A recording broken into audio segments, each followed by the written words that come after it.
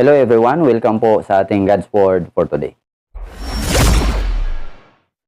Nawang teksto po na ating pag-uusapan ay nandito po sa Mateo 7:13 at 14. Ang sabi dito, "Pumasok kayo sa makipot na pintuan, sapagkat maluwang ang pintuan at malapad ang daang papunta sa kapahamakan, at ito ang dinaraanan ng marami. Ngunit makipot ang pintuan at makitid ang daang papunta sa buhay, at kakaunti ang nagdaraan doon." Now, ang ating pag-uusapan ngayon, ang kaligtasan ay hindi ipinipilit sa ayaw. Bakit? Mayroon po tayong tatlong rason. Ang una, dahil ang Diyos ay nagbibigay ng kaligtasan sa may gusto, pero kung ayaw, walang mawawala sa kanyang kadakilaan. Mga kapatid, ang ministry na may pamimilit, kahit maraming bisis ka nang iniwasan, tinanggihan, pero sunod ng sunod ka pa rin, ginastusan mo pa para lang dumalo at maging member sa church. Maaaring ngang may mahikayat ka o madala ka, o dumami ang member, kaya lang magiging problema mo pa rin ito kung hindi naman talaga siya willing ng kaligtasan. Maaaring mag-charge sila, kaya lang uuwi pa rin silang walang pinagbago. Hindi lalago at walang tunay na paglilingkod. Paano kung hindi mo pa sila mapansin o mabigyan ng atensyon? Manghihina na sila at magtatampo dahil napalaki sila sa church na binibibi. Mga kapatid, kung ganito ang kalooban ni Jesus na pipilitin, hindi na sana siya mag-utos pa na ipangaral ang mabuting balita. Gamitan na lang sana niya ng kapangyarihan na ang lahat ng tao ay sasampalataya, pure na magbabago, at pure na tapat sa paglilingkod. Pero hindi niya ginawa. Bakit? Dahil ang gusto niya ay ang may gusto lang, ang willing lang. Alam niyo kapatid, kung gusto talaga ng tao ang kaligtasan, kung gusto talaga ng tao ang langit at buhay na walang hanggan, may kakaibang makikita sa kanyang kilos at pamumuhay. Kahit hindi mo yan pipilitin, makikinig yan, dadaloy yan, mag-aaral ng salita ng Diyos yan. At kahit hindi mo iyan binibibi, kusang maglilingkod sa Diyos yan. Kaya nga, kunti lang ang dumadaan sa makipot na pintuan na naglalarawan sa mga taong kunti lang ang may gusto at interesado. Sinasabi sa ating teksto, "Pumasok kayo sa makipot na pintuan sapagkat maluwang ang pintuan at malapad ang daang papunta sa kapahamakan, at ito ang dinaraanan ng marami." Mas pinipili ng tao ang mapahamak. And verse 14, "Ngunit makipot ang pintuan at makitid ang daang papunta sa buhay, at kakaunti ang nagdaraan doon." Ibig sabihin, konti lang ang interesado. So, ang kaligtasan ay hindi pinipilit sa ayaw. Bakit? Dahil ang Diyos ay nagbibigay ng kaligtasan sa may gusto. Pero kung ayaw, walang mawawala sa kanyang kadakilaan. Number 2, dahil ang kondisyon ng kaligtasan ay nakabase sa freedom of choice. Kaya nga may mga utos ang Bible tulad ng "Magsisi na kayo, pagsisihan na ninyo," or "Sumampalataya ka sa Panginoon, lumapit kayo sa akin," sabi ni Jesus. "Magbago na kayo." Dahil nga may freedom of choice ang tao. May kakayahan ang tao na magpasya. Hindi siya robot, kundi binigyan siya ng intellect, emotion, and will. Kaya lumalabas sa atin mga kapatid ang likas natin, yung nature natin sa kalayaang magpasya. Tulad halimbawa, nakakapamili at nakakapagpasya ka ng gusto mong ulam, damit, sapatos, sasakyan, gustong puntahan o pasyalan, gustong trabaho, gustong makasama sa buhay. Ganito rin pagdating sa kaligtasan. Dapat mula sa puso mo, pinagpasyahan mo, ginusto mo, hindi bunga ng pamimilit o pamimwersa. Kaya nga maraming iba dyan, binautismuhan para daw maligtas. Pinilit ng mga magulang, kahit hindi pa tunay na nakaunawa. Kahit mga kapatid, ang bautismo, hindi po yan minamadali. Ang proper candidate dito, yung tunay talagang may pagkaunawa at pananampalataya kay Jesus.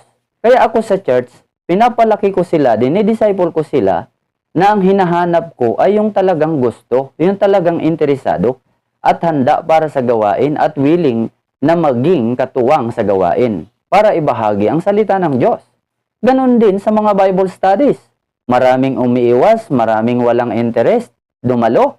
Bakit ko pa ipipilit sa kanila kung ayaw naman talaga nila? Sabi nga sa 2 Pedro 3:9, binibigyan pa niya ng pagkakataon ang lahat upang makapagsisi at tumalikod sa kasalanan sapagkat hindi niya nais na may mapahamak. So anong ibig sabihin nito? Ang ibig sabihin nito, naghihintay si Lord kung sino ang interesado. So, ang kaligtasan ay hindi pinipilit sa ayaw. Bakit? Number 2, dahil ang kondisyon ng kaligtasan ay nakabase po sa freedom of choice. Number 3, dahil ang kaligtasan ay regalo sa mga tunay na sasampalataya kay Hesus. Ang regalo po ay hindi pinipilit. Pero hindi ka basta-basta magre-regalo kung hindi mo naman gusto.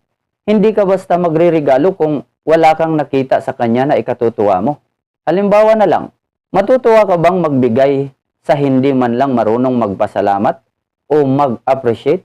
Matutuwa ka bang magregalo kung puro pasaway ang ginagawa nila? Sa harap ng Diyos mga kapatid, may dalawang klaseng regalo para sa tao.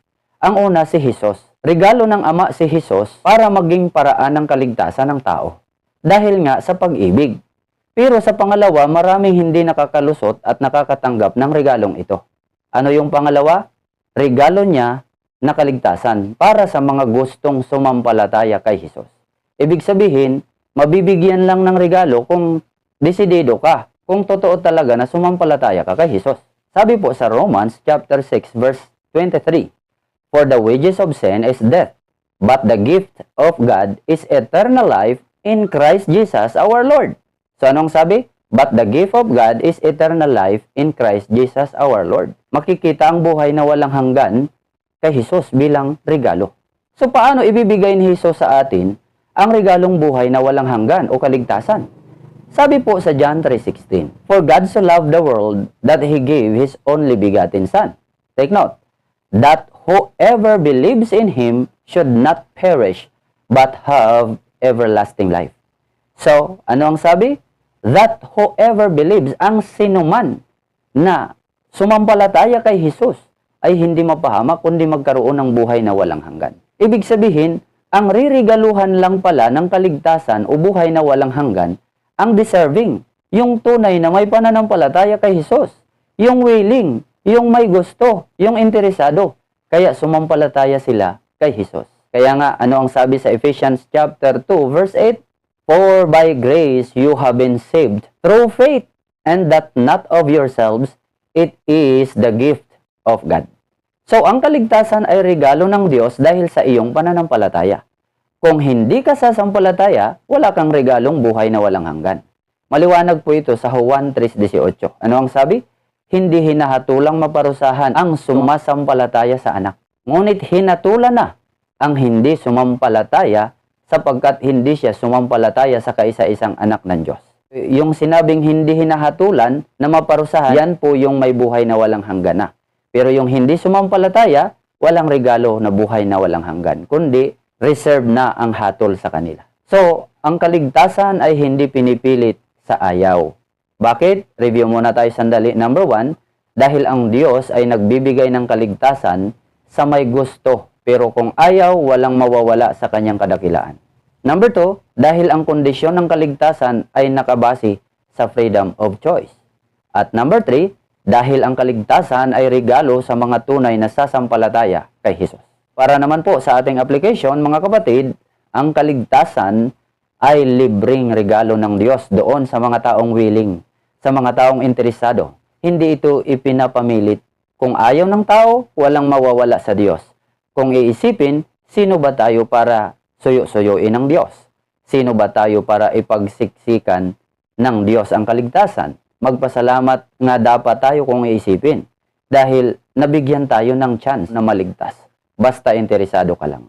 Kaya mangaral lang tayo, gawin lang natin ang ipinapagawa ng Diyos. Asikasuhin ang ministry, pero gawin natin ito sa paraang ayon din sa gusto ng Diyos.